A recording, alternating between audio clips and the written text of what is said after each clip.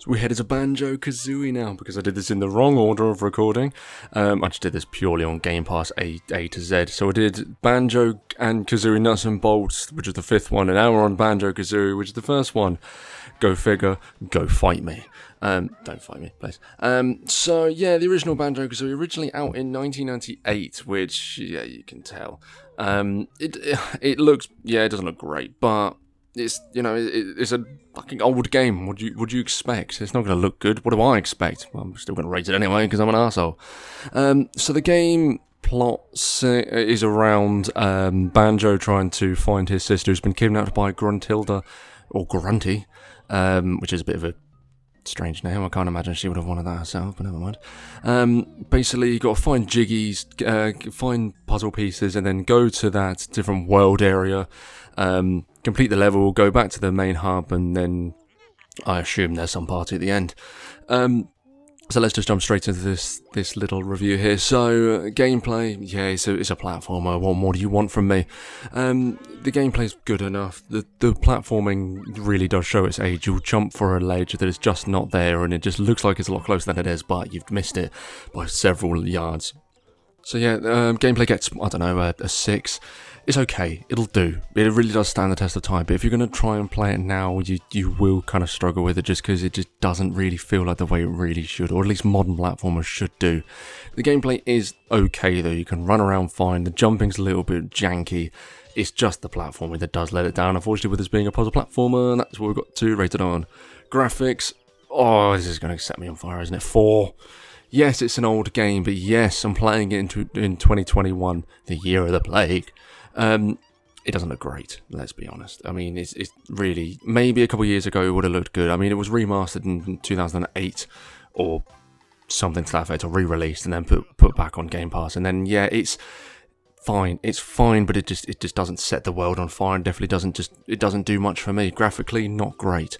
The narrative's fine. Stick with the 5. I mean, it's a classic platformer trope of you were fine resting along, and then now you've got to do something, and now you've got to fight a villain. It's almost exactly the same narrative as Crash Bandicoot, the original, where you've got to get off your ass, save your sister, go to these different world hubs, and then fight Grunty at the end. The game does get a little bit meta, sort of towards the kind of the latter stages, where you will be chucked into a game show by Gruntilda, and you've got to answer questions about different challenges that you've seen along the game.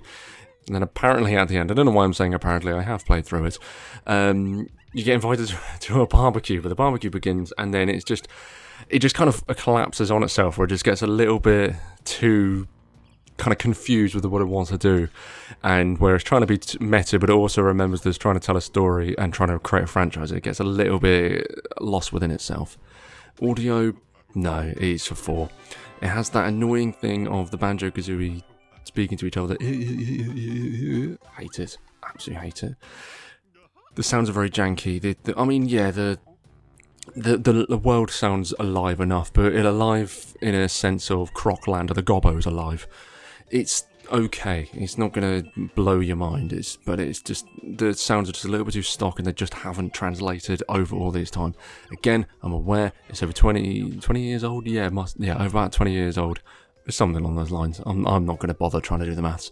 Technically, yeah, it's put together well enough. Let's give it a 6. You can easily get stuck. You can easily get lost. You can easily fall through the ground. I've done it on a couple of occasions where there's sort of janky terrain where it's just too square, and if you lean across it in the wrong way, you'll fall through it.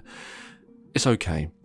Look, I'm bashing on this game. It's made in 98. It's okay. If you're a fan of the franchise, you'll probably still go back to it and you'll be like, yeah, this game is still good, and that's great, good for you.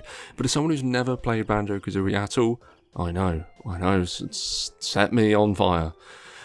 It didn't blow me away. I played a couple missions, played a couple levels, and I was like, okay, had to continue through it for reviewing purposes, and then it was like, yeah, this is okay, I'm not too interested, but it was more of an obligation to get through it rather than an actual interest. Oh hey, it's me again. Don't forget to give us a follow if you enjoyed what you saw, or if you enjoyed what this channel does bring to you. We've got targets we need to hit, and your clicks and your subscribes will really help us out. Also, don't forget to hit that little bell notification so you know when we've got a new video dropping. Thank you, and we'll see you in the next one.